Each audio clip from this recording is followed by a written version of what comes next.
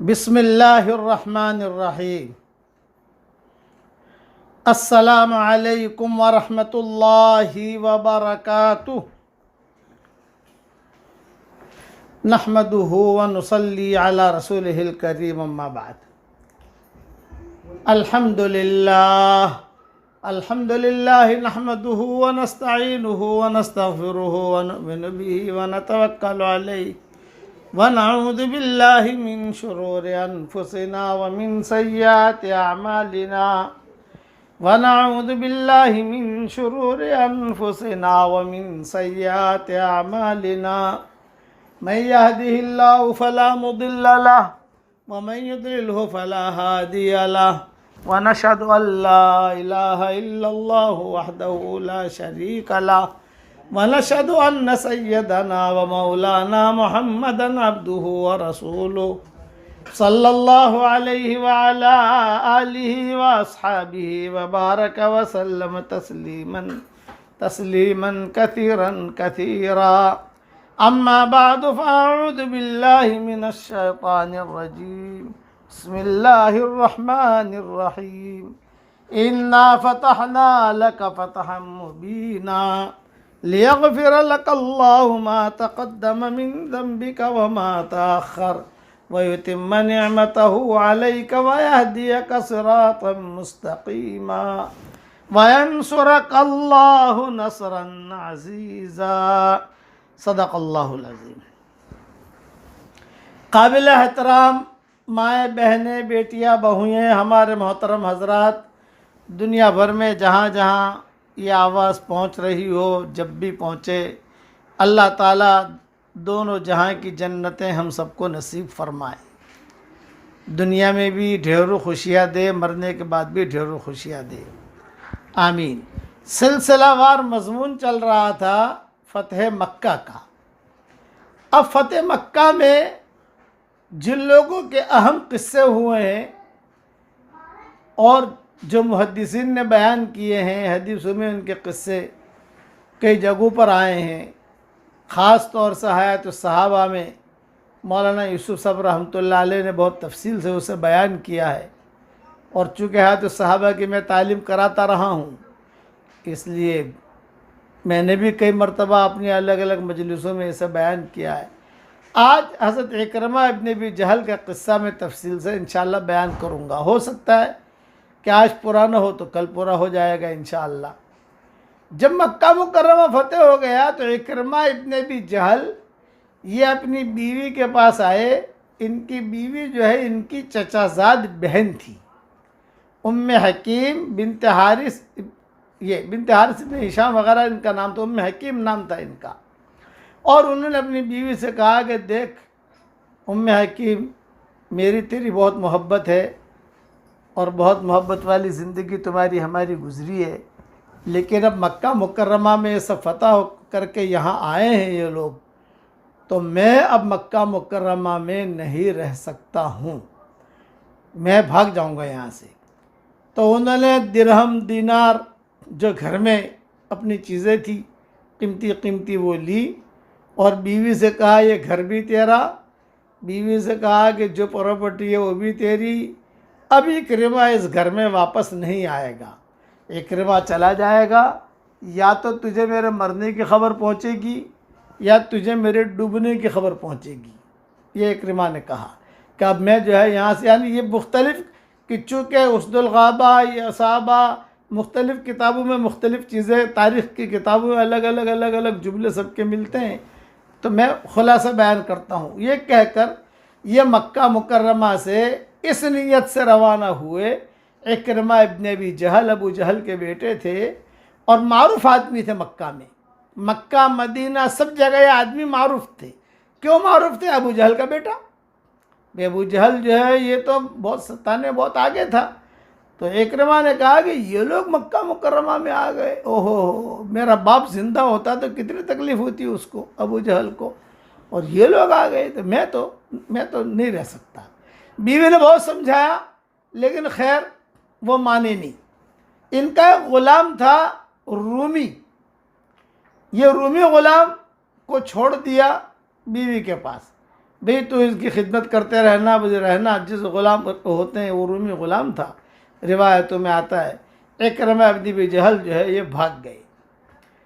उम्मे हकीम ये हुजूर सल्लल्लाहु अलैहि वसल्लम के पास आई। देखो हुजूर सल्लल्लाहु अलैहि वसल्लम के अखलाक देखो, आप सल्लल्लाहु अलैहि वसल्लम के अखलाक। ये आज सारी दुनिया में आज कहते हैं ना कि हुजूर सल्लल्लाहु अलैहि वसल्लम के अखलाक नहीं थे।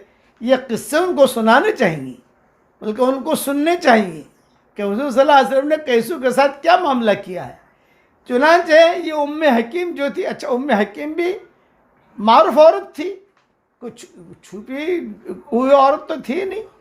चुनांचे ये उम्मे हकीम हुजूर सल्लल्लाहु अलैहि वसल्लम के पास आई और हुजूर सल्लल्लाहु अलैहि वसल्लम के पास आकर जो है ये मुसलमान हो गई।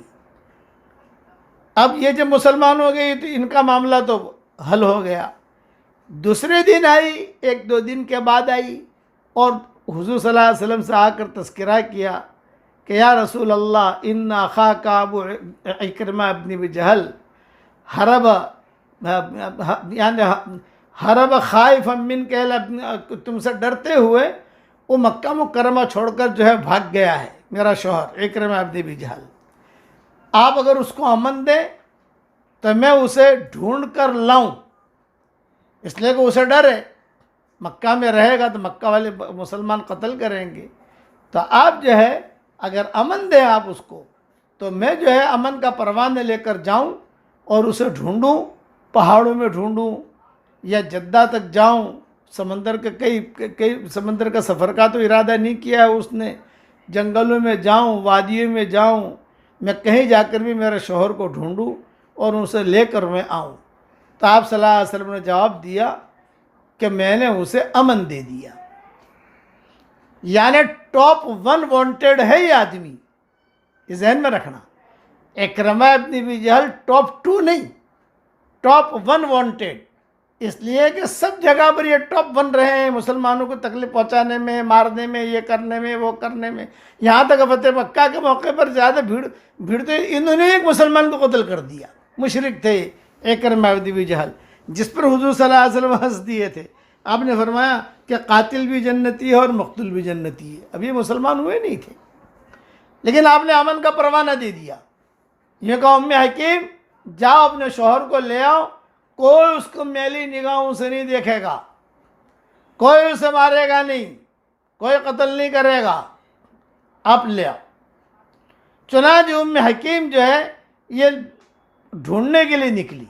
अब चूंकि एक जवान औरत और जाएगी पहाड़ों में ढूंढेगी, मक्का के पहाड़ तो आपको मालूम है, मक्का मुकरमा के पहाड़ियाँ, वहाँ के गारे, वहाँ के बड़े बड़े पहाड़, यहाँ ढूंढ, यहाँ ढूंढ, यहाँ ढूंढ, तो अकेली औरत कैसे सफ़र करे। तो अपने साथ जो गुलाम था रूमी, उसको भी साथ ले लिया कि चल भाई, पैसे वैसे ले लिए, खजूरें ले ली और अपनी जो ज़रूरत की चीज़ें होती हैं सफ़र की वो ले ली। और ये लेकर ये बीवी अपने शौहर को ढूंढने के लिए निकली। यहाँ देखा, यहाँ देखा, यहाँ देखा, वादियाँ, फिर जो है जंगलात, बिल्कुल कभी, लेकिन कहीं इकरमा इब्न अबी जहल मिले नहीं। चूँकि ये भी जवान थी और वो रूमी ग़ुलाम जो है वो भी जवान था। वो मर्द था, ये औरत थी। औरत कमज़ोर होती है तो उसको जो है उसके दिल के अंदर मैल आया कि भाई ये तो सारा बिल्कुल पहाड़ है, जंगल है, अगरचे मेरे सेठानी है, लेकिन कौन देखता है सेठानी यहाँ इस टाइम पर। जो है उसने जो है फरावदाहा अन नफ्सिही, ये हदीस के जुमले हैं, उसने जो है कुछ इशारे ऐसे किए कि उससे सोहबत करे।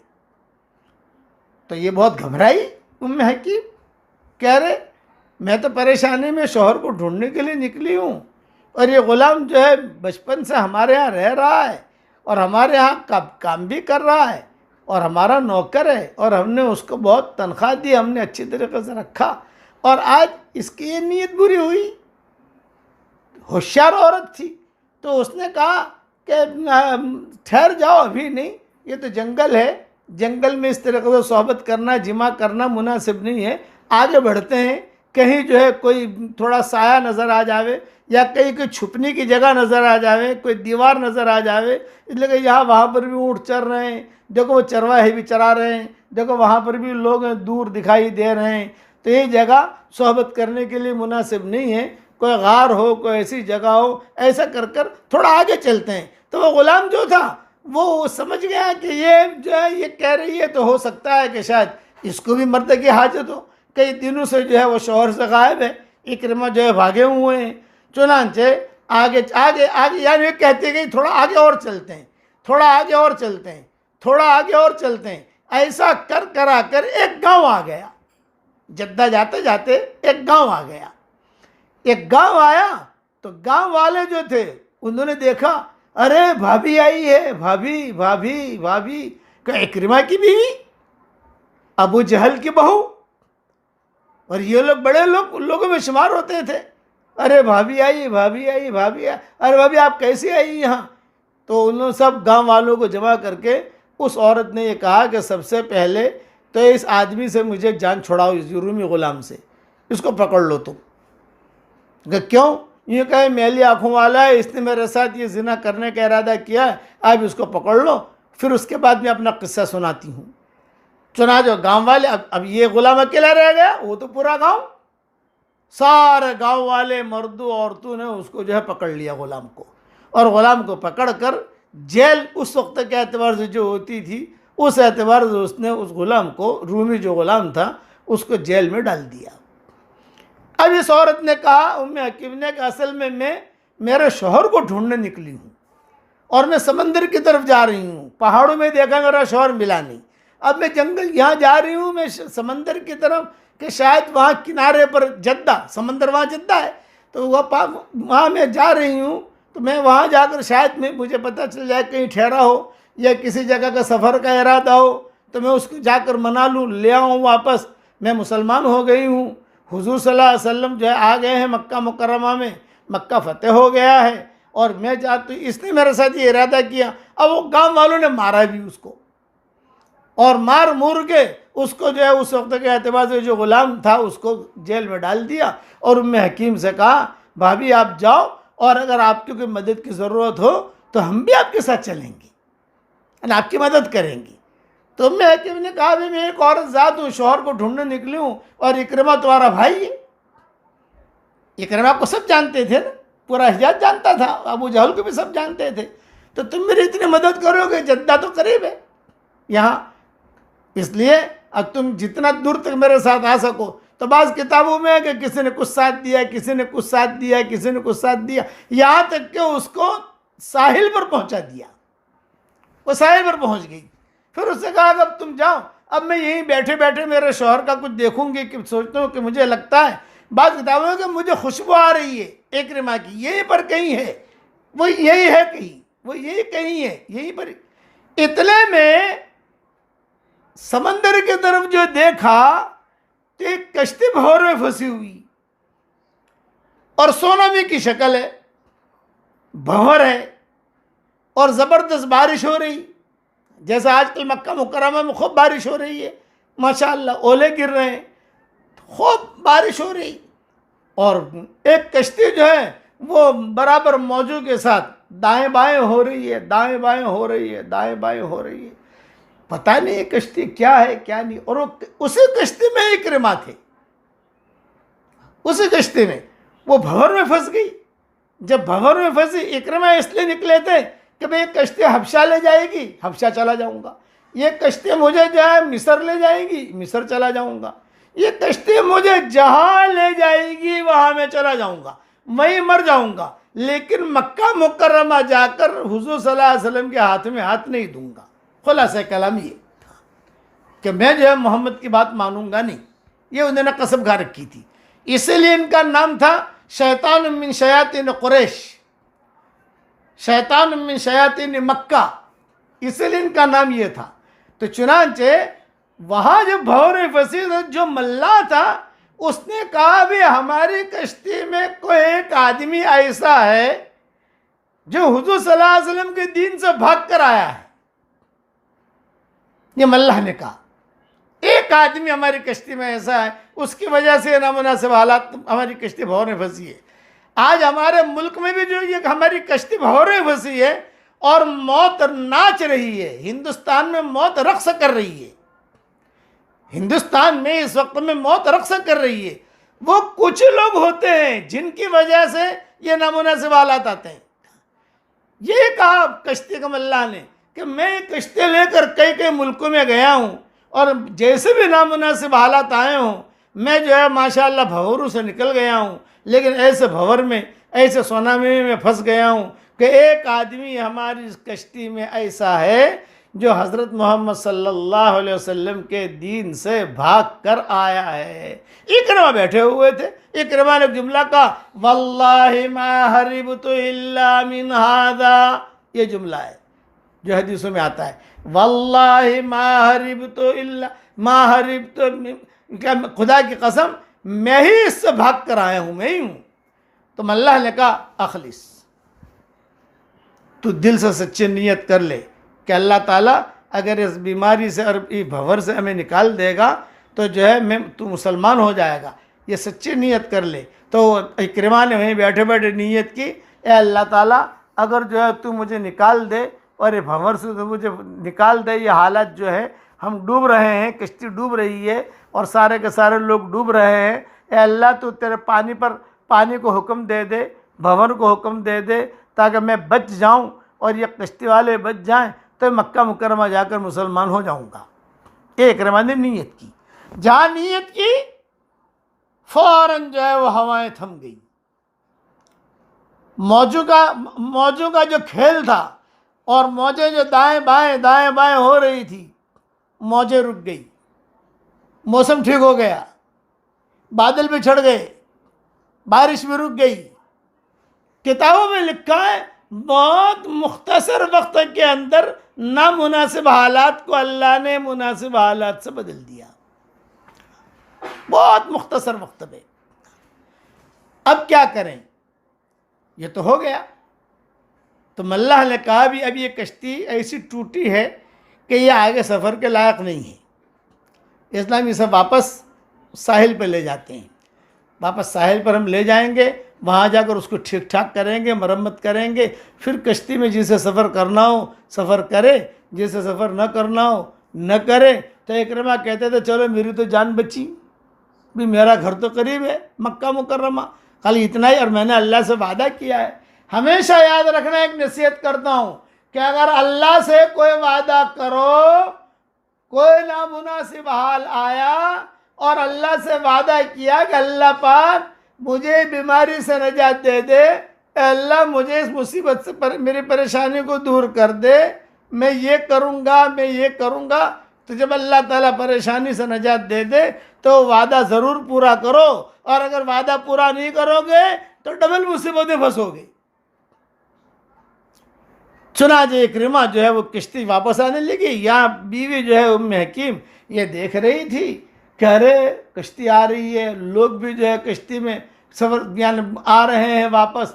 इतने में इकरमा की नज़र पड़ गई उम्मे हकीम पर, उम्मे हकीम की नज़र पड़ गई इकरमा पर। तो उम्मे हकीम ने जो है अपना दुपट्टा या अपना कपड़ा यूँ हिलाया। इकरमा ने भी पहचान लिया, अरे मेरी बीवी आई है यहाँ, मेरी बीवी आई है। तो इकरमा ने भी जाए हिलाया, आहिस्ता आहिस्ता आहिस्ता करके ये कश्ती किनारे लगी। जहाँ किनारे लगी तो बीवी भी रोकर मिली और इकरमा भी मिले। अरे अरे अरे उम्मे हकीम तू यहाँ कैसे आ गई? मैं तो तुझे मक्का छोड़ के आया था और मैंने कहा था कि तेरी मेरी मुलाकात अब नहीं होगी, मैं तो मरने जा रहा हूँ। नहीं तो फ़ौरन उम्मे हकीम ने कहा, उनकी बीवी ने, कि देखो जितुका मिन इंद अवसलिन्नास व अबर्रिन्नास व अरहमिन्नास व अरअफिन्नास, मैं तेरे पास बहुत अच्छे आदमी के पास से आई हूँ। कि उम्मे हकीम कह रही है इकरमा को समंदर के किनारे पर, जितुका मिन इंद अवसलिन्नास व अबर्रिन्नास व अरहमिन्नास व अरअफिन्नास, मैं तेरे पास आई हूँ बहुत अच्छे आदमी की तरफ से, बहुत रहम वाला है, बहुत नरम दिल है, बहुत ऊंचे अखलाक वाला है, और हमारा ही ख़ानदान का लड़का है, हमारा ही ख़ानदान का आदमी है। इब्न अम्मिक, कि अगर तुम्हारे चचा तो भाई है, हमारे जो कुरैश है सारे कुरैश थे, हमारे ख़ानदान का आदमी है। तो इकरमा ने कहा अच्छा क्या कहा उन्होंने? यूँ कहा, मैं गई थी हुजूर सल्लल्लाहु अलैहि वसल्लम के पास, मैं मुसलमान हो गई और मैंने तुम्हारा तज़किरा किया और मैंने ये कहा कि मेरा शौहर, बल्कि ये कहा तुम्हारा भाई इक्रिमा, हुजूर के जुमला बहुत पसंद आया है कि तुम्हारा अखूकुम इक्रिमा, तुम्हारा भाई इक्रिमा जो है ये भाग, ये नहीं कहा मेरा शौहर भाग गया है, आपका भाई। तो ये जुमले से भी एक आदमी को, अल्फाज जो होते हैं ना, ये आदमी के दिल को जीत लेते हैं। क्या नाखा का इक्रिमा, आपका भाई इक्रिमा भाग गया है, यमन की तरफ चला गया है, पता नहीं, आप अगर अमन दें तो मैं उसको ले आऊँ, तो आपको जो है अमन दिया है। तो इक्रिमा ने कहा, मुझे अमन दिया? ये तो कभी भी नहीं हो सकता। यूँ कहा, नहीं, सच्ची बात है, हकीकी बात है, सच बोल रही हूँ। यूँ कहा, भी तारे तू कभी झूठ बोले और मैं तेरी बात पर भरोसा करके मक्का आऊँ और वहाँ तो सब मेरे दुश्मन हैं, मक्का में तो पूरा भरा हुआ है, कोई ना कोई मुझे कत्ल करेगा। ये फरमाया का इक्रिमा, बिल्कुल ये बात नहीं है। और जी तो कमिन, ये एक ही जुमला दोहराती रही, जी तो कमिन इंद औसलिन्नास व अबर्रिन्नास व अरफिन्नास व अरहमिन्नास, इज़्ज़ुहु इज़्ज़ुक मुल्कुहु मुल्कुक, उसकी इज़्ज़त तेरी इज़्ज़त है, उसका मुल्क तेरा मुल्क है। बड़ा आदमी है, अगर उसको अल्लाह ने माल मुल्क दिया है तो तू मुसलमान बनेगा तो तुझे ही माल मिलेगा, वो ख़ानदान एक ही है। तो इक्रिमा ने कहा, अच्छा, मैं तो कभी सोच नहीं सकता था कि मुझ जैसों को अमन देंगे। चलो, अब दोनों मियाँ बीवी जो है ये रवाना हुए। चूँकि कई दिनों से दोनों मियाँ बीवी जुदा थे, तो इक्रिमा ने सोहबत का इरादा किया, तो बीवी ने रोक लिया कि नहीं, देखो, इन्नका मुशरिक व अना मुस्लिमा, कि तुम मुशरिक हो, मैं मुसलमान हूँ, इसलिए ये काम तो नहीं होगा। अलबत्ता वहाँ जाकर मुसलमान बन जाओ, फिर हुजूर सल्लल्लाहु अलैहि वसल्लम से पूछो, फिर हुजूर सल्लल्लाहु अलैहि वसल्लम जैसा कहें वैसा करेंगे। इक्रिमा ने जब ये जुमला सुना तो एक जुमला कहा, इन्ना अमरम मनाके मिन्नी अमरुन कबीर। ये हदीस के जुमले, एक रिवायत के जुमले, इन्ना अमरम मनाके मिन्नी अमरुन कबीर, इन्ना अमरम मनाके मिन्नी अमरुन कबीर। अरे उम्मे हकीम, तू मेरी बेगम है, तू मेरी बीवी है, इतने सालों से हमने खलवत और जलवत में ज़िंदगी गुजारी है, जो तू मुझे मना कर रही है कोई बहुत बड़ी चीज़ है जो तू मुझे मना कर रही है। तो उम्मे हकीम ने कहा, मैं मुसलमान हूँ, आप मुसलमान नहीं हैं, इसलिए हम जो है आपस में मिलेंगे, लेकिन कब? जब तुम इस्लाम कबूल करो, इसलिए कि इस्लाम बहुत बड़ी चीज़ है। हाँ, यही जुमला कहा था हज़रत अनस के वालिदा ने, उम्मे सुलैम ने। ये किस्सा लंबा हो जाएगा, फिर वो इसी किस्म का किस्सा उम्मे सुलैम का, अनस इब्न मालिक की जो वालिदा थी ये बेवा हो गई थी, तो वो किस्सा इंशाल्लाह बाद में सुनाऊंगा। इन्ना अमरन के मिन्नी अमरुन कबीर, ये बहुत बड़ी चीज़ है। अब दोनों मियाँ बीवी, इक्रिमा ने सोहबत नहीं की और वो औरत ने भी अपने आप पर काबू पाने नहीं दिया, और दोनों मियाँ बीवी चलते रहे।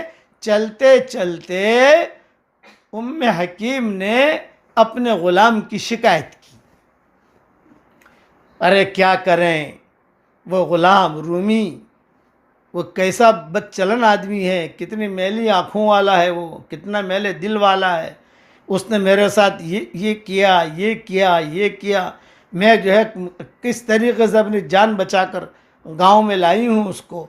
तो इक्रिमा ने जब सुना तो इक्रिमा दंग रह गया, अच्छा, उसने तुम्हारे साथ ये ख्याल किया और ये इरादा किया? तो कहाँ है वो? यूँ कहा कि हम जिस गांव से इसलिए का मक्का जाना है ना, ये दोनों मियाँ भी मक्का जा रहे हैं, हम जा रहे हैं, रास्ते में वो गांव आ रहा है और गांव वालों ने उसको पकड़ लिया है, पकड़ के रखा है, इसलिए कि वो तो आप हमारा गुलाम है, अब हम जैसा फैसला करेंगे वैसा होगा उसके बारे में। तो इक्रिमा ने कहा कि ठीक है। चूँकि ये गांव वाले ये इक्रिमा के बहुत ही मुरीद थे और उम्मे हकीम के भी बहुत मुरीद थे, अबू जहल के भी बहुत मुरीद थे, यानी अबू जहल वगैरह सब इनको ये गांव वाले बड़ा समझते थे। तो इक्रिमा जो है अबू जहल का बेटा और ये उम्मे हकीम अबू जहल की बहू।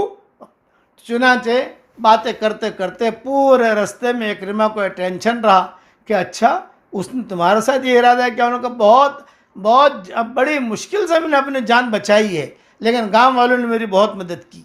चुनांचे वहाँ गए, वहाँ जाने के बाद ऐलान हुआ गांव में क्या इक्रिमा आए हैं, इक्रिमा आए, इक्रिमा आए, पूरा गांव जमा हो गया, औरतें जमा हो गई, बच्चे जमा हो गए, अरे हमारा भाई आया, हमारा भाई आया, खाना खाओ, ये करो। खूब इकराम किया इक्रिमा का और उम्मे हकीम का।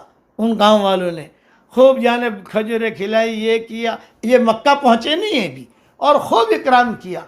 फिर जो है गांव वालों ने कहा ऐसा ऐसा किस्सा हुआ था। इक्रिमा ने कहा कि हाँ मुझे उम्मे हकीम ने सुनाया है। वो कहाँ है गुलाम, वो रूमी कहाँ है? फरमाया हमने जेल में रखा है। अच्छा चलो मुझे ले चलो। चुनांचे इक्रिमा जो है वो उनको ले गए। वो रूमी गुलाम जो था वो बिल्कुल जेल में जकड़ा हुआ था। इक्रिमा को गुस्सा आया और उसी वक्त तलवार लेकर उसे कत्ल कर दिया। ये तो मामला उसका ख़त्म हो गया है रूमी का। अब ये दोनों मियाँ बीवी आगे बढ़े। गांव वालों ने कहा अगर कुछ तुम्हारा काम हो तो भाई हम तुम्हें साथ दे, तुम दोनों मियाँ बीवी का। यूँ फरमाया कि नहीं, हम तो दोनों मियाँ बीवी अपना मक्का मुकर्रमा का रास्ता हमें मालूम है, हम चले जाएंगे इंशाअल्लाह। और यहाँ हुज़ूर सल्लल्लाहु अलैहि वसल्लम को किसी ने इत्तला दी कि इक्रिमा आ रहा है और उसकी बीवी आ रही है, बीवी ने उसको ढूंढ लिया है। ये है मेन पॉइंट इस किस्से की। जैसे साहबा होते हैं ना, खबरें चरवाए खबरें लाते थे, उन्होंने खबर दी कि इक्रिमा आ रहा है और जद्दा से निकल गया है और रूमी ग़ुलाम का किस्सा हुआ है, ये हुआ, जो खबरें जो भी होती है वो पहुँचे। तो हुज़ूर सल्लल्लाहु अलैहि वसल्लम जो है वो इंतज़ार में हरम में बैठ रहे, जहाँ आजकल हजर अस्वद है वहाँ टेक लगाकर हुज़ूर सल्लल्लाहु अलैहि वसल्लम इक्रिमा के लिए बैठे। अब आवे तब आवे, अब आवे तब आवे। हाँ, फिर दूर से इक्रिमा जब आते हुए दिखाई दिए तो रिवायतों में आता है हुज़ूर सल्लल्लाहु अलैहि वसल्लम खड़े हो गए। ये देखो, ये इक्रिमा के लिए खड़े हो रहे हैं, खड़े हो गए और तेज़ी से आगे बढ़े। और रिवायत में आता है हदीस शरीफ में कि जो चादर थी हुज़ूर सल्लल्लाहु अलैहि वसल्लम के पास, वो चादर खुशी के मारे इतना तेज़ हुज़ूर चले कि चादर गिर गई हुज़ूर सल्लल्लाहु अलैहि वसल्लम की। और जाकर जो है इक्रिमा को से मुसाफ़ा किया, किताब है मुआनका किया, मुसाफ़ा किया और मुसाफ़ा करके चादर बिछाई, चादर बिछा कर इक्रिमा को बिठाया। बैठो इक्रिमा, बैठो बैठो। ये अखलाक आज तो जो है अल्लाह माफ़ फरमाए, अगर बीवी एड़ी टेढ़ी हो दुनिया में मिली है, ऊपर मत मिलना। पार्टनर एड़ा टेढ़ा हो तो शहजादा आज बर्दाश्त नहीं करता मुसलमान। सबसे ज़्यादा हम में जो कमी है वो अखलाक की। हाँ, पैसों के लिए अखलाक तो बहुत अच्छे हैं, पैसा मिलने वाला हो ना तो आदमी खूब तारीफ़ भी करेगा, खूब जाएगा भी, खूब बातें भी करेगा और मीठी मीठी बात। और जहाँ पैसों का मामला ख़त्म वहाँ अखलाक एक तरफ। मेरे वाले साहब रहमतुल्लाह अलैह फरमाते थे कि अखलाक में निफाक नहीं होना चाहिए। कहते थे हवाई जहाज़ों में जो अखलाक है वो मुनाफिकाना अखलाक है, मौलों में जो अखलाक है उसमें निफाक है। बहुत मीठी मीठी बातें करेंगे, बहुत मीठी मीठी बातें करेंगे, हाँ, लेकिन वो निफाक भरा। जैसे इमाम शाफी का मामला था, कैसे खिदमत की है कि वो निफाक था अंदर सारा का सारा भरा हुआ। किताबों में लिखा है कि वो जो हाथ धुलाया था ना किसी गुलाम ने, ये तो मैं कहना भूल गया, इमाम शाफी का जैसे गुलाम होते हैं ना घर में काम करने वाले, तो आखिर में अरे अरे अरे अरे साहब, अरे साहब, वो मेरे गुलाम ने आपका हाथ धुलाया था, उसका पैसा भी रह गया। वो भी तो ये मैं कहना भूल गया था कल, वो गलत जैसे हाथ धुलाते हैं ना, इतना वसूल किया। यहाँ हुज़ूर सल्लल्लाहु अलैहि वसल्लम के हक़ के अखलाक थे। हुज़ूर सल्लल्लाहु अलैहि वसल्लम खड़े हो गए, सहाबा देखने लगे सब कि हुज़ूर खड़े हुए हैं, क्यों? इक्रिमा। अच्छा, इक्रिमा को देखकर सहाबा का तो खून जोश में आ गया, अरे ये, लेकिन हुज़ूर चूँकि अमन दे चुके थे, भाई हम अमन दे चुके हैं। जैसे उम्मे हानी के घर में हुज़ूर सल्लल्लाहु अलैहि वसल्लम गए, उम्मे हानी ने कहा कि मेरा शौहर जो है, ये मैंने शौहर नहीं, मेरा भाई अली, मैंने 2 आदमियों को अमन दिया है और मेरा भाई अली जो है जोश में है, तलवार लेकर है। वो कहता है कि बहन आज मेरा तेरा बहन का रिश्ता है, ठीक है, लेकिन इन दोनों को बख्शूंगा नहीं मैं फतेह मक्का में, मैं अमन दे चुकी हूँ। हुज़ूर ने बाहर आकर ऐलान किया, भाई सुन लो, उम्मे हानी जिसको अमन दे मोहम्मद ने भी उसको अमन दे दिया, अब कोई मार नहीं सकता उसको। ये हमारे शरीयत में ये चीज़ थी, क्योंकि मार नहीं सकता। तो हुज़ूर ने खुद ने अमन दिया था इक्रिमा को। तो सारे के सारे मक्का वाले दूर दूर से देख रहे हैं, उसमें मुशरिकीन भी थे, अभी मुशरिकीन तो निकले तो है नहीं, 2 दिन तो 1 हफ्ता तो हुआ है मक्का फतेह हुए हुए। मुशरिकीन तो है अभी, बाहर तो गए ही नहीं है। मुसलमान तो भरे हुए हैं सारे के सारे। वो सब देख रहे थे, हिंदा भी खड़े मुसलमान हो गई थी, देख रही थी कि आज तो इसकी बोटी बोटी निकल जाएगी इक्रिमा की। बाद लोग ऐसे थे कि जिनके बारे में आपने ऐलान किया था कि ये अगर बैतुल्लाह के अंदर पाए जाएं या बैतुल्लाह के पर्दे के साथ भी चिमटे हुए पाए जाएं, उन्हें कत्ल करो, उन्हें छोड़ो मत। उन्हीं में सारा भी थी, गाना बहुत गाती थी, हुजूर के खिलाफ पैसे बहुत लेती थी, हुजूर ने माफ़ कर दिया। सारा का किस्सा आएगा बाद में, उन्हीं में इक्रिमा भी थे। लेकिन हुजूर सल्लल्लाहु अलैहि वसल्लम ने कह दिया अब चादर बिछाई, चादर। और एक जुमला याद रखना, वज़ौजतुहु मुतनक्किबा, बीवी उम्मे हकीम पर्दे के साथ बैठी है, यह हदीस का जुमला है। नौ मुस्लिम लड़की है वो, पर्दा आ गया।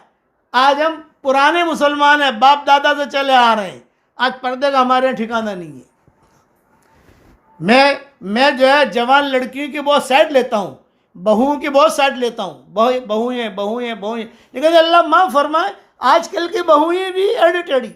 मैं मेरी बहू की बात नहीं करता, अल्लाह ने मुझे माशाल्लाह बहुत अच्छे बहुएं दिए, बहुत अच्छे पोते दिए, बहुत अच्छे नवासे दिए, बहुत अच्छे बेटे दिए। मैं रोज़ाना अल्लाह का शुक्र अदा करता हूँ। मेरी बहुओं का किस्सा नहीं, मेरी बहुएं तो टॉप 1 अल्लाह ने मुझे दी हैं अल्हम्दुलिल्लाह। हर बहू रोज़ाना मुझे अलग अलग खाना पका के देती है रोज़ाना, और मैं उनके लिए दुआ करता हूँ। मैं आम बहुओं की बातें करता हूँ। एक आदमी ने मुझे कहा कि मौलवी साहब बहू बना के लाया, 1 बजने से पहले 1 बजे से यानी 1 बजे तक तो वो उठती नहीं है, ये उसने मुझे कहा। अच्छा 1 बजे उठेगी, अरे भाई उठो, खाना वगैरह पकड़। ससुराल यानी इसराइल, ये समझना भाई, तुम्हें बहू बना के लाया है तो खिदमत तो लेगा ना, शौहर भी खिदमत लेगा, वो सास और ससुर भी खिदमत लेंगे। ससुराल और इसराइल, वो यहाँ भी लाम अखीर है, यहाँ भी लाम अखीर में है। अब वो उसने क्या जवाब दिया, क्या मैं आ रही हूँ? अरे भाई दरवाज़ा खोल, अभी जो खाना भी नहीं पका, 1 बज गया है। हमारे यहाँ तो मामूल है 11 बजे खाना खा लेते हैं, 12 बजे खाना खा लेते हैं। कब मैं तेरा जहन माइंड फ्रेश कर रही हूँ। कब माइंड क्या फ्रेश कर रही है? ये कब पबजी देख रही हूँ, पबजी देख रही हूँ। मैं ज़रा माइंड फ्रेश करूँगी तब तो बाहर आऊँगी। ये देखो, ये बहू जवाब दे रही है कि पबजी अब तो दुनिया हिंदुस्तान से तो ख़त्म हो गया, अल्लाह करे दुनिया से ख़त्म हो जाए। आज मैंने जो मेरे बेटा ये हमारा पोता है मोहतस बिल्ला, वो मुझे असर की नमाज पढ़वाता है। मैंने उसको कहा अरे पबजी क्या होता है भाई? तो उसने मुझे लिख कर दिया पबजी ये है PUBG। मैंने कहा जी के बाद वाई है कि नहीं है? उसने कहा नहीं। मतलब तुझे भी मालूम है क्या चीज़ है? यानी वो कह रहा है, वो आदमी कह रहा है कि मौलवी साहब ऐसे। इसलिए ज़िंदगियाँ जो गुजारो तो ढंग के एतबार से गुजारो। बहू ये जो थी ये बिल्कुल नहीं, नो मुस्लिमा है, जवान लड़की है, कोई बूढ़ी नहीं है। वज़ौजतुहु मुतनक्किबा, हदीस का जुमला है, बैठी हुई हुजूर के सामने। तो हुजूर ने सवाल किया, हुजूर ने सवाल करके कहा कि ये बताओ क्यों आए हो इक्रिमा तुम? इक्रिमा से पूछा तो इक्रिमा ने क्या जवाब दिया? ये उम्मे हकीम मेरे पास आई है और ये कह रही है आपने मुझे अमन दिया है। अब ये मुझे पता नहीं है ये सच कह रही है कि झूठ कह रही है। आपने जवाब दिया नहीं नहीं, इसने सच कहा, मैंने आपको अमन दिया है, आपको कोई यहाँ छेड़ेगा नहीं, आप रहो यहाँ। आपके जो बाप दादा के प्रॉपर्टी है वो प्रॉपर्टी में, यानी अबू जहल वगैरह की प्रॉपर्टी जो है उसमें रहो और कोई छेड़ेगा नहीं। तो इक्रिमा ने कहा आप क्या चाहते हैं?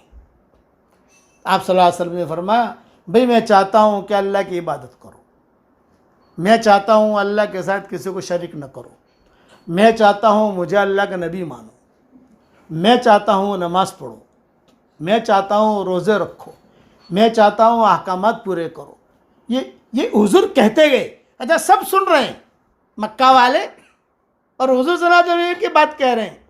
और वो जो उम्मे हकीम थी वो बैठी हुई रो रही है और कह रही है अल्लाहुम्मा शरह सदरहु लिल इस्लाम, अल्लाहुम्मा शरह सदरहु लिल इस्लाम। ए अल्लाह इसका सीना तो इस्लाम के लिए खोल देना, ए अल्लाह इसका सीना।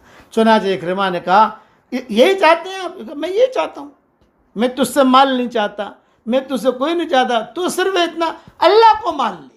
हम सारी दुनिया को यही दावत देते हैं, हमारे एक अल्लाह को मानो, अल्लाह की कुदरत को मानो, अल्लाह की ताकत को मानो, अल्लाह के ख़जानों को मानो। सिर्फ एक निशानी अल्लाह की देखो, पानी ऐसे मखलूक है, पानी कोई इंसान उसे पैदा नहीं कर सकता। ये पानी ऐसी चीज़ है कि कोई भी ना अमेरिका पैदा कर सकता है, कुछ नहीं, अल्लाह ने ऐसी चीज़ बनाई है। अगर अल्लाह ताला उसे पानी पर जो है कंट्रोल कर दे और पानी दुनिया से ख़त्म कर दे तो कौन बचेगा? पानी को देखो कैसा कैसा पानी है, हर कोई फैक्ट्री बना नहीं सकती उसको। खुदा के पानी में से ही कुछ फिल्टर करेंगे तो करेंगे। निशानियाँ है, हवाएं अल्लाह ने बनाई हैं, ये चांद की जो इसीलिए कुरान के अंदर पानी के तस्करे बहुत हैं। फमन यातिकुम बिमाइन माइन, अल्लाह के फमन यातिकुम बिमाइन माइन, कौन लाएगा? हाँ, अफरअयतुमुल माअ अल्लज़ी तशरबून अअंतुम अंज़लतुमूहु मिनल मुज़्नि अम नहनुल मुनज़िलून। बताओ, तुम ये बारिश का पानी तुम बरसाते हो या हम बरसाते हैं? तो हुजूर ने दावत दी, इक्रिमा ने जो है फौरन कलमा पढ़ लिया, अशहदु अल्ला इलाहा इल्लल्लाह व अशहदु अन्नका रसूलुल्लाह। किताबों में लिखा है इक्रिमा के मुसलमान होते ही मक्का में अल्लाह अकबर का नारा लगा। बड़ा आदमी आ गया, बड़ा आदमी। हुजूर ने कहा तुम जाओ किसी तरीके से, अब तुम फिक्र मत करो, अब मुसलमान हो गए, दोनों रवाना हो गए। मियाँ बीवी जब रवाना हुए तो चलते चलते आगे जाकर बीवी ने कहा, अरे पूछ लो हम दोनों मियाँ बीवी हैं कि नहीं है, यानी अब हम क्या करेंगे घर जाकर, भाई बहुत दिनों से जुदा है। इक्रिमा ने कहा कि हाँ, अब दोनों मियाँ बीवी में ये हुआ, भी तू जाके पूछ, यानी अब हम दोनों घर जाकर मियाँ बीवी वाली ज़िंदगी गुजारें या क्या करें, या दूसरा निकाह पढ़ना पड़ेगा, अब इजाब कबूल करना पड़ेगा। ये दोनों को दोनों बातें करने लगे। ये कहा तू पूछ, तू पूछ। हुजूर देख रहे थे बैठे बैठे, अरे भाई क्या मसला है? तो दोनों आए शर्म के मारे। इक्रिमा ने कहा कि हज़रत ये मैं मुसलमान तो हो गया कि जी मेरी बीवी। अरे हाँ ये तुम्हारी बीवी है, तुम दोनों मियाँ बीवी हो, मियाँ बीवी की तरह ज़िंदगी गुजारो, जाओ, घबराओ मत, मियाँ बीवी की तरह ज़िंदगी गुजारो। हाँ, ये किस्सा अभी और बाकी है, ये इंशाअल्लाह कल पूरा करूँगा।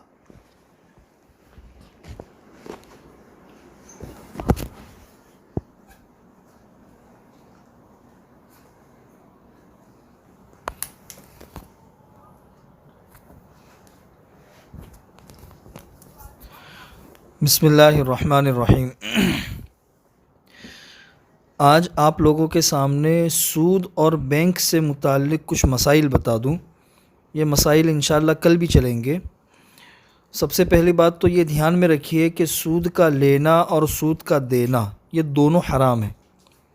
और सूद लेना ये इतना बड़ा गुनाह है कि कुरान करीम के अंदर ये वाहिद गुनाह बयान किया गया है कि जिसमें अल्लाह तबारक व तआला ने ऐलान जंग किया है, फ़अज़नू बिहर्बिम मिनल्लाहि व रसूलिह, कि ये इंसान अल्लाह और उसके रसूल से जंग कर रहा है। इसलिए ये बात ध्यान में रखिए कि सूद लेना जिस तरीक़े से गुनाह है, इसी तरीक़े से सूद देना ये भी गुनाह है। इसकी तफसीलात है अपनी अपनी जगह पर, मैं उन तफसीलात में जाना नहीं चाहता, मैं दूसरे मसाइल बताना चाहता हूँ। इसमें एक बात ये ध्यान में रखिए कि सूद लेना तो हर हाल में हराम है, लेकिन सूद देना बहुत सी मर्तबा इंसान किसी मजबूरी की वजह से सूद देने पर मजबूर होता है, इसलिए उसकी कुछ बाज़ चीज़ों के अंदर गुंजाइश निकलती है बाज़ मसाइल में, लेकिन सूद लेना तो हर हाल में हराम है।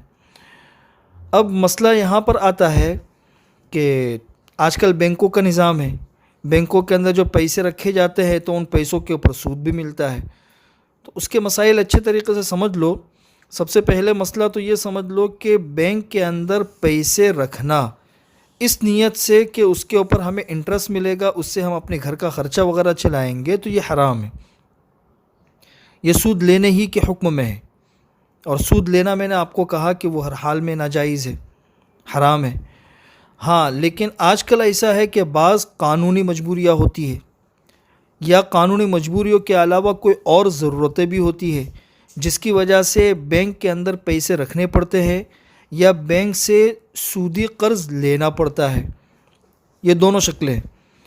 तो इस वक्त में अगर किसी ने सूदी पैसा रखा है बैंक के अंदर और उसके ऊपर उसको सूद मिल रहा है, और पैसा रखा है किसी कानूनी मजबूरी की वजह से, जैसे इंसान को बाहर के किसी मुल्क का वीज़ा चाहिए या इसके अलावा बाज़ और मजबूरियाँ होती है, तो ये पैसा रखा उसके ऊपर जो सूद मिलता है, तो उस सूद का क्या करना, उस सूद का मसरफ़ क्या है।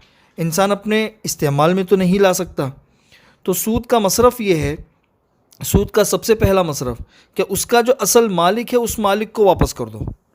जैसे अगर बैंक है, ये हुकूमत की बैंक है, उससे सूद आया हुआ है, तो ये पैसा उसी बैंक को वापस कर दो। यानी हुकूमत के पास से आया है तो हुकूमत ही के पास में वापस चला जाए। ये पहली शक्ल है। दूसरी शक्ल ये है कि असल मालिक तक अगर इस रकम को पहुंचाना मुमकिन न हो तो असल मालिक ही की नीयत से सदका कर दो, ताकि उस सदक़े का सवाब जो है ना वो मालिक ही को पहुंचता रहे। लेकिन इसके अंदर सवाब की नीयत नहीं करनी है, बस मालिक की तरफ से उसको सदका कर देना है। ये दो है असल मसरफ़, कि या तो जो मालिक है जिसके पास से सूद मिला है उसको वापस कर दिया जाए, या तो फिर मुमकिन न हो तो सदका कर दिया जाए। सदका किसको किया जाए? सदका जो है ना वो मुसलमान को भी कर सकते हैं और गैर मुस्लिम को भी कर सकते हैं। किसी गरीब की ज़रूरत उससे पूरी कर दी जाए सवाब की नीयत के बगैर।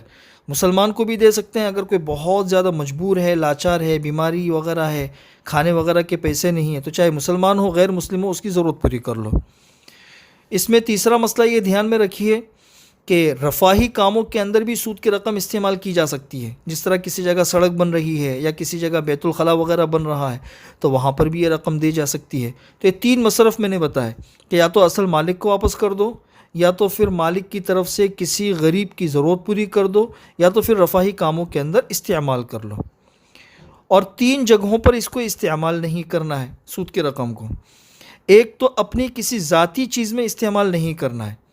अगर आपकी रकम है और आपकी रकम पे सूद मिला है, तो ये सूद की रकम अपने किसी भी इस्तेमाल में लाना जायज़ नहीं है। दूसरा, जो दीनी इदारे या दीनी जगहें हैं उसके अंदर भी हरगिज़ इस्तेमाल न करें। जैसे मदरसों के अंदर दे दिया या मस्जिद के अंदर दे दिया, तो ये भी जायज़ नहीं है। किसी मस्जिद के लिए इस्तेमाल न करे इसको, किसी मदरसे के लिए इस्तेमाल न करे, बल्कि मस्जिद और मदरसे के बाथरूम वगैरह बन रहे हो उसमें भी इसको इस्तेमाल नहीं करना चाहिए। और तीसरा है कि रिश्वत, जिस तरह आजकल आमतौर पर होता है कि बाज़ चीज़ों के लिए कोई ऑफिसर होते हैं या कोई लोग होते हैं, इनको रिश्वत देनी पड़ती है। लोग पूछते हैं कि भाई रिश्वत में हम सूद का पैसा दे सकते हैं कि नहीं दे सकते, तो रिश्वत में सूद का पैसा नहीं दे सकते। क्यों नहीं दे सकते? इसलिए कि सूद के ये तीन मसारिफ मैंने बताए। सबसे पहला मसरफ़ तो यह है कि जो मालिक है उसको वापस कर दिया जाए। तो रिश्वत के अंदर पैसा असल मालिक को नहीं पहुंचता है, बल्कि जो रिश्वत लेने वाला है उस रिश्वत लेने वाले के जेब में ये पैसा जाता है। तो जब असल मालिक तक नहीं पहुंचता, इसलिए रिश्वत देना भी सूद के पैसे से जायज़ नहीं है। इसी के अंदर ये भी ध्यान में रखिए कि जो टैक्स होते हैं आजकल हुकूमत के, लोग ये भी पूछते हैं कि टैक्स के अंदर ये सूद का पैसा दे सकते हैं या नहीं दे सकते। तो उसकी तफसील भी मैं आप लोगों को बता दूं कि हुकूमत की तरफ से जो टैक्स आयद होता है, ये दो तरह के टैक्स होते हैं। एक तो वाजिबी और जायज़ टैक्स होता है। हम किसी चीज़ का इस्तेमाल करते हैं और उसके इवज़ में वो चीज़ हमारे पास में आती है, तो ये तो वाजिबी टैक्स है, इसमें सूद की रकम इस्तेमाल नहीं कर सकते। जिस तरह हम लाइट बिल इस्तेमाल करते हैं, लाइट इस्तेमाल करते हैं उसका लाइट बिल आता है।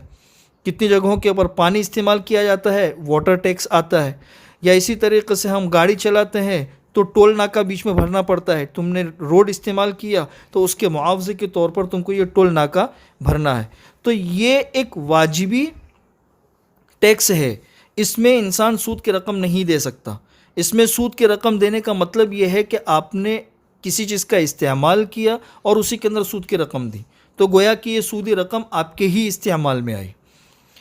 लेकिन हुकूमत की तरफ से बाज़ टैक्स जो है वो ज़ालिमाना होते हैं, जो वाजिबी नहीं होते। जैसे सेल टैक्स है या इनकम टैक्स है या इसी तरीके से वेट टैक्स है या इस तरीके से कुछ ऐसे टैक्स होते हैं जो जालिमाना होते हैं, तो इसमें ये सूद की रकम दी जा सकती है। ड्यूटी कस्टम होता है तो उसके अंदर ये रकम इस्तेमाल की जा सकती है। ये रकम इस्तेमाल इसलिए की जा सकती है कि ये रकम आई है हुकूमत की बैंकों से और टैक्स के ज़रिए ये पैसा हुकूमत ही के पास चला जाएगा। गोया कि जिस मालिक के पास से सूद आया उसी मालिक के पास किसी और रास्ते से ये सूद चला गया। ये पहली ही शक्ल के अंदर ये वाली चीज़ है। लेकिन इसके अंदर ऐसा ध्यान में रखिए कि जो हुकूमत के बैंक है उससे आने वाले सूद से तो हम टैक्स भर सकते हैं, लेकिन जो प्राइवेट बैंक होते हैं उससे मिलने वाला सूद उससे हम टैक्स नहीं भर सकते, इसलिए कि मालिक कोई और है और सूद की रकम किसी और के पास में जा रही है। तो ये उसूली तौर पर मैंने 3-4 चीज़ें आप लोगों को बताई, इसको ध्यान रखेंगे तो इंशाल्लाह सारे मसाइल इससे मुतालिक हल हो जाएंगे। इसमें एक मसला ये भी ध्यान में रखिए कि लोग पूछते हैं कि भाई हमारे अकाउंट के अंदर पैसे हैं, उसमें सूद की रकम मसलन 5,000 रुपया आई हुई है, तो क्या उस अकाउंट के अंदर से 5,000 रुपया निकाल के फिर सदका करना है या फिर हम अपने पास से सदका कर दे और वो जो अकाउंट के अंदर रखी हुई रकम है वो हम अपने इस्तेमाल में ले आए? तो इस तरह भी इंसान कर सकता है, इसलिए कि सूदी कोई ख़ास पैसे सूदी नहीं होते, एक अमाउंट सूदी होता है। वो अमाउंट चाहे आप अपने पास से दे दे तो अकाउंट में रखा हुआ जो पैसा है वो फिर आपका हलाल पैसा हो जाएगा, इसलिए इसके अंदर कोई हरज नहीं है। सूद से मुतालिक और भी कुछ मसाइल थे जो इंशाल्लाह आप लोगों के सामने कल बता दूंगा। आज गुज़िश्ता एक मसले की वजाहत थोड़ा सा करना चाहता हूँ। 2 दिन पहले मैंने मुजारबत का मसला बताया था कि एक तरफ से पैसा हो दूसरी तरफ से मेहनत हो, तो उसमें फ़ीसद के हिसाब से तय करना ज़रूरी होता है। अगर कोई भी अमाउंट मुकर्रर कर लिया तो ये दुरुस्त नहीं है। इसमें मैं ये बताना भूल गया था कि इस सूरत में अगर नुकसान होता है तो फिर नुकसान इस तरीके से डिस्ट्रीब्यूट होगा कि जिसने पैसा लगाया है नुकसान उसी का समझा जाएगा और जो मेहनत करने वाला है उसका नुकसान ये तस्वुर किया जाएगा कि उसकी मेहनत बेकार चली गई। इस सूरत में ऐसा नहीं कर सकते कि जिसने मेहनत की है उसी के ऊपर बार डाला जाए कि भाई ये नुकसान भी तुम ही बर्दाश्त करो। नहीं, पैसा लगाने वाले का नुकसान समझा जाएगा और मेहनत करने वाले का नुकसान ये होगा कि उसको अपनी मेहनत का कोई पैसा नहीं मिला।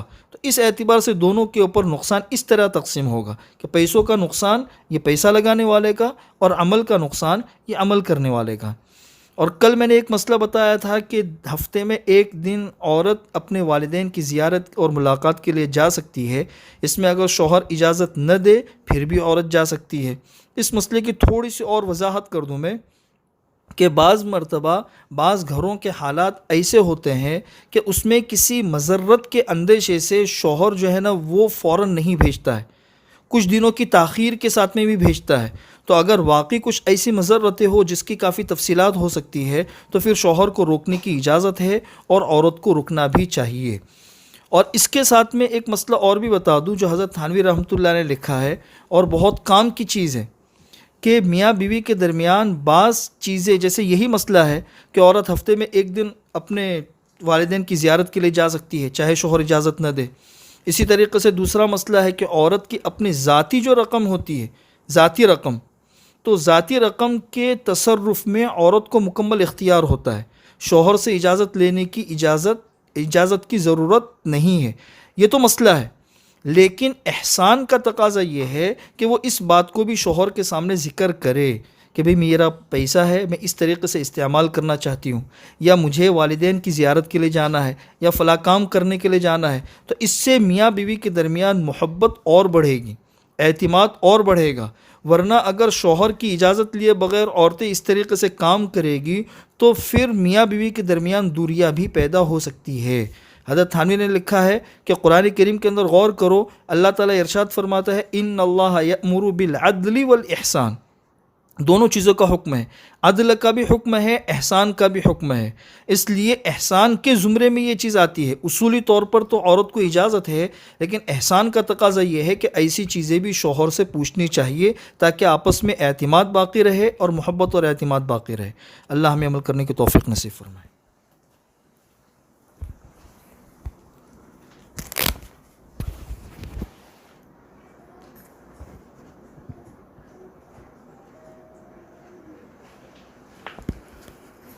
अल्लाहुम्म सल्लि अला सय्यिदिना मुहम्मद इब्न अब्दिल्लाह अलक़ाइम बिहक़्क़िल्लाह मा दाक़ अम्रुन इल्ला फ़र्रजहुल्लाह या रब्बि लकल हम्दु कमा यंबग़ी लिजलालि वजहिका व अज़ीमि सुल्तानिक या रब्बि लकल हम्दु हम्दन हम्दा अल्लाहुम्म लकल हम्दु हम्दन हम्दा अल्लाहुम्म लकल हम्दु हम्दन हम्दा अदद अश-शफ़'i वल वत्र अल्लाहु अकबर कबीरा अदद अश-शफ़'i वल वत्र ला इलाहा इल्ला अंत सुब्हानक इन्ना कुन्ना मिनज़-ज़ालिमीन अल्लाहुम्म तक़ब्बल सियामना व क़ियामना व रुकूअना व सुजूदना या रब्बल आलमीन अल्लाहुम्म अहसिन आक़िबतना फ़िल उमूरि कुल्लिहा व अजिरना मिन ख़िज़्यि दुनिया व अज़ाबिल आख़िरह अल्लाहुम्मा आतिक़ रिक़ाबना मिनन नार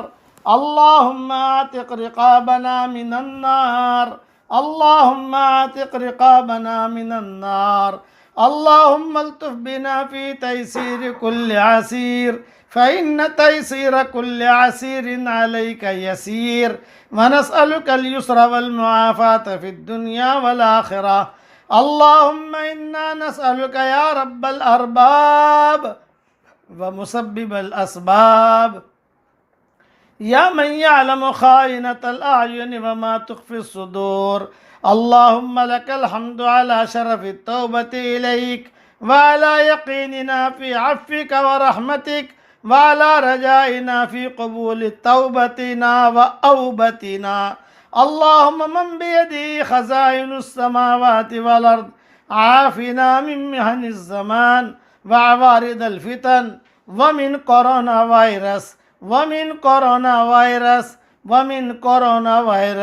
फ़इन्ना दुआफ़ाउ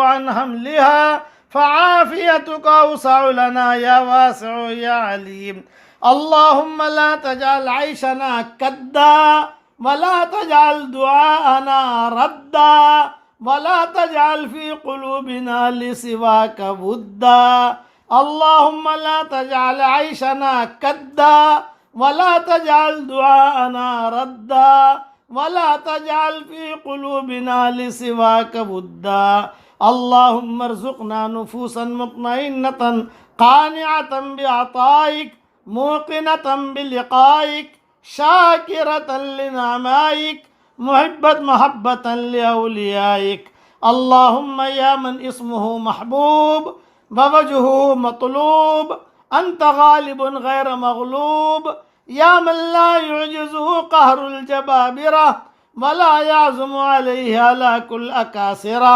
तहस्सन्ना बिल्लाहिल ख़ालिक़ व नुहादिरु मिनल जिन्नि वल इंस व अन यहदुरूना अज़्ज़ जारुक व तक़द्दसत अस्माउक व ला इलाहा गैरुक सुब्हानक या रब्बना मा अज़म शानक व अअज़्ज़ सुल्तानक तहस्सन्ना बिल्लाहि व अस्माइहि व आयातिहि अल्लाहुम्मा अरहमना बिक़ुद्रतिका अलैना फला नहलिक व अंत थिक़तुना व रजाउना व गौथुना अल्लाहुम्मा इन्ना नस्अलुकल अमान वल अफ़्व अम्मा सलफ़ व मा कान मिनज़्ज़ुनूबि वल इस्यान अल्लाहुम्मा अख़्तिम लना बिख़ैर वजअल अवाक़िब उमूरिना इला खैर या करीम अल्लाहुम्मा ला तजअल बैनना व बैनक फ़ी रिज़्क़िना अहदा अल्लाहुम्मा ला तजअल बैनना व बैनक फ़ी रिज़्क़िना अहदन सिवाक वजअलना अग़ना ख़ल्क़िक बिक व अफ़क़र इबादिका इलैक वहब लना गिनन ला युतग़ीना व सिहहतन ला तुल्हीना वाग़निना अल्लाहुम्मा अम्मन अग़नैतहु अन्ना वजअल आख़िर कलामिना मिनद दुनिया शहादत अल्ला इलाहा इल्लल्लाह व अन्न मुहम्मदर रसूलुल्लाह व तवफ़्फ़ना व अंत रादिन अन्ना गैर ग़ज़बान वजअल मिन मौक़िफ़िल क़ियामति आमिनीन मिनल्लज़ीना ला ख़ौफ़ुन अलैहिम व ला हुम यहज़नून बिरहमतिका या अरहमर राहिमीन। ए अल्लाह हमारे गुनाहों को माफ़ फरमा, ए अल्लाह हमारी ख़ताओं से दरगुज़र फरमा, ए अल्लाह हमारे इस मुल्क को, पूरी इंसानियत को हर बुराई से बचा ले। ए अल्लाह, हमारे मुल्क में मौत नाच रही है, हमारे मुल्क में मौत रक्स कर रही है। खबरें पहुंच रही हैं, एक एक घराने में 5-5 जनाजे उठ रहे हैं। ए अल्लाह, इस मौत के रक्स को ख़त्म फरमा दे और इस बीमारी से, आफियत से नजात दे दे। जहाँ जहाँ भी बीमारी में लोग मुब्तला हैं, ए अल्लाह, बीमारी का आना भी तेरे हुक्म से है और बीमारी जाएगी भी तेरे हुक्म से। करने वाले तो आप हैं, लोगों ने आपको पहचाना नहीं है, लोगों ने आपकी कुदरत को नहीं पहचाना। ए अल्लाह, अगर आप सिर्फ पानी पर कंट्रोल कर दें और पानी आप देना बंद कर दें मखलूक को, ए अल्लाह, सारे के सारे हलाक हो जाएंगे। आप अपनी हवाएं बंद कर दें तो ए अल्लाह, सारे के सारे लोग हलाक हो जाएंगे। ए मौला करीम, ये तो तेरा शुक्र है, ये तो तेरा करम है कि पानी तो हमें देता है, नहरों के ज़रिए से देता है, कुएं के ज़रिए से देता है, ज़मीनों के ज़रिए से देता है और बादलों के ज़रिए से देता है, समंदरों के ज़रिए से देता है, जिसकी वजह से ए अल्लाह ये मखलूक चल रही है।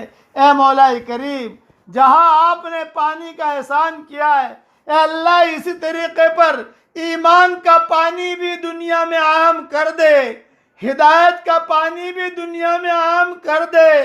ए अल्लाह, रिज़्क़ हलाल का पानी भी दुनिया में आम कर दे। तू करीम है, करीम हमेशा अपने करम को निभाया करते हैं। ए अल्लाह, करम का मामला फरमा, रहम का मामला फरमा। ए अल्लाह, करम का मामला फरमा, रहम का मामला फरमा।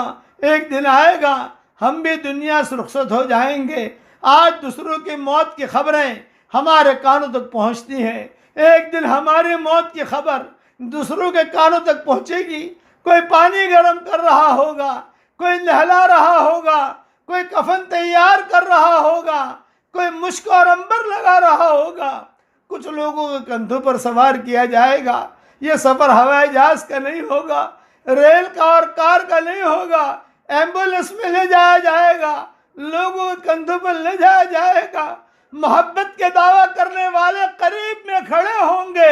हमारी कीमती घड़ियां निकाल दी जाएंगी, हमारी कीमती अंगूठियां निकाल ली जाएंगी, कीमती मोबाइल यही रह जाएंगे। हिसाब किताब दफ्तरों के, बैंकों के और बिल्डिंगों के सारे हिसाब किताब यही धरे रह जाएंगे। कब अच्छे कपड़े निकाल लिए जाएंगे। ए अल्लाह, बच्चे बच्चियां सब करीब में खड़े होंगे, रिश्तेदार करीब में खड़े होंगे, सबके जुबानों पर ताले लगे हुए होंगे। ए अल्लाह, उस वक्त में तो हमारा मुईन और मददगार बन जा, हमारा मुईन और मददगार बन जा। कब्र में जाना यकीनी है, मौत हक है, जिंदगी इतनी हक नहीं है। यालमून ज़ाहिरम मिनल हयाति दुनिया वहुम अनिल आखिरत हुम गाफिलून। लोग दुनिया की ज़ेब ज़ीनत को देखते हैं, आखिरत से गाफिल हैं। मेरे वालिद साहब रहमतुल्लाह अलैह को बारहा मैंने कहते हुए सुना कि ज़िंदगी की मिसाल ज़र्रे की है और मौत की मिसाल पहाड़ की है। ज़र्रा जो है दिखा ज़र्रे पर मेहनत कर रहा है और मौत जहाँ हमेशा रहना है उसके कोई फिक्र नहीं होती। ए अल्लाह, तो हमें इस गफलत वाली ज़िंदगी से निकाल दे, गफलत वाली ज़िंदगी से निकाल दे। ए खूबसूरत पर्दे वाले, ए खूबसूरत चादर वाले, हमारे ऐबों पर पर्दे डाल दे। मुस्तफ़ैनुल अख़यार में तो हमें शामिल फरमा दे। ए अल्लाह, ज़मीन के जिस हिस्से पर भी हमने गुनाह किया हो, ज़मीन को भुला दे, फरिश्तों को भी भुला दे और ईस्टर में से भी ख़त्म कर दे। अपनी रज़ामंदी वाली ज़िंदगी हमें अता फरमा, अपनी नाराज़गी वाली ज़िंदगी से हमारी हिफाजत फरमा, तक़वा और तहारत वाली ज़िंदगी अता फरमा, हमारे ख़यालात को पाकीज़ा फरमा। हमारे जो हम सोचते हैं वो भी तेरे यहाँ रिकॉर्ड हो रहा है, हमारे ख़यालात भी तेरे यहाँ रिकॉर्ड हो रहे हैं, उसको तू पाकीज़ा फरमा। ए अल्लाह, हमारे मुल्क में अमन की चादर को फैला दे, मोहब्बतों की चादर को फैला दे, इज़्ज़त की चादर को फैला दे और सेहत की चादर को फैला दे, शिफा की चादर को फैला दे, अमन अमान की चादर को फैला दे, बरकतों की चादर को फैला दे। तेरे नज़दीक कोई मुश्किल नहीं है। ए अल्लाह, हिंदुस्तान का मुल्क ऐसा है, तेरे नबी की ज़ुबान पर हिंद का जुमला आया है, तेरे नबी की ज़ुबान जुबान पर हिंद का जुमला आया है, कान्नहुम रिजालुल हिंद, सामने से लोग आ रहे थे।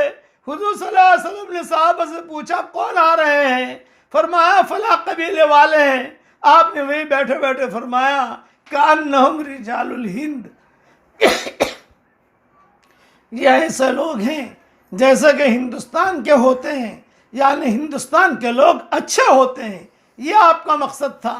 तेरे नबी की ज़ुबान पर हिंद का जुमला आया है, इस जुमले की तो लाज रख ले, और अल्लाह हमारे हिंदुस्तान से इस बीमारी को तो दूर फरमा, और सारी दुनिया से इस बीमारी को दूर फरमा। हमारी मस्जिदों के दरवाजे खुलवा दे, हमारी दुकानों के दरवाजे खुलवा दे। ए अल्लाह, हम पूरी उम्मत की तरफ से माफ़ी की भीख मांगते हैं, तो हमें महरूम मत फरमा। अपने फजल करम से जो मांगा वो अता फरमा, मांगने से रह गया वो अता फरमा। जिसने भी हमसे दुआओं के लिए कहा हो, दुआओं के लिए खुतूत में लिखा हो, जिनका किसी किस्म का हम पर हक और एहसान हो, या जो हमें अपनी दुआओं में याद करते रहते हो, माएँ बहनें हमें अपनी दुआओं में याद करती रहती हूँ, हमारी सारी दुआओं में उनका पूरा पूरा हिस्सा नसीब फरमा। ए आसमान और ज़मीन का पैदा करने वाले, तो ही दुनिया और आखिरत में हमारा वाली और दोस्त है और कारसाज है। तो हमें इस्लाम की हालत में फौत करना और नेकों में मिलाना, ये यूसुफ अलैहिस्सलाम की दुआ है। ये दुआ तो हम सब के लिए तो कबूल फरमा।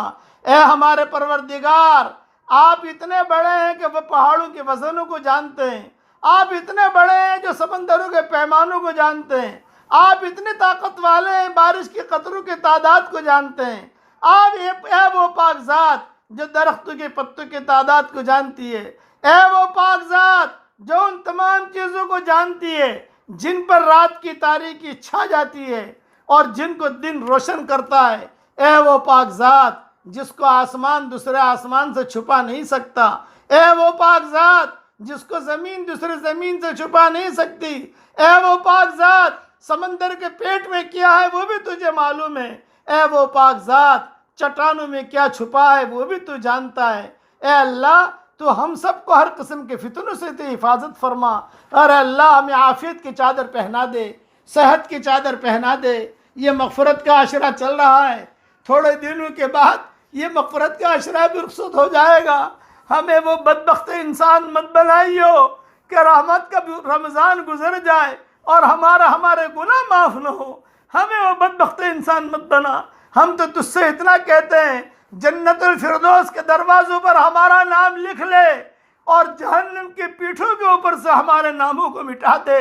और जहाँ जहाँ ये आवाज़ पहुँच रही है तो इन सब को कबूल फरमा, उनकी सारी हाजतों को पूरा फरमा, उनकी परेशानियों को दूर फरमा।